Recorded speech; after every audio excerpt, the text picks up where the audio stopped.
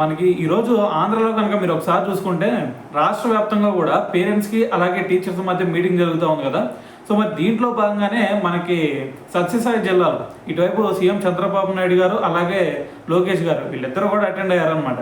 అయితే మరి దీని తర్వాత అక్కడ లోకేష్ గారు ఒక స్పీచ్ ఇచ్చారు. ఆ స్పీచ్లో ఆయన చెప్తుంది ఏంటంటే, మనకి ప్రైవేటు పాఠశాలలు ఏవైతే ఉన్నాయో సో దాంట్లో ఏవైతే సౌకర్యాలు ఉన్నాయో వాటన్నిటిని కూడా ఇక్కడ ప్రభుత్వ పాఠశాలలో కూడా అవన్నీ కూడా అమలయ్యే విధంగా మేము చూస్తూ ఉన్నాం. దాని తర్వాత ఆటలు పాటలు, దాని తర్వాత యోగా, ఇవన్నీ కూడా మరి ప్రైవేట్ పాఠశాలకి ధీటుగా కూడా మేము ఇక్కడ నేర్పిస్తూ ఉన్నాం.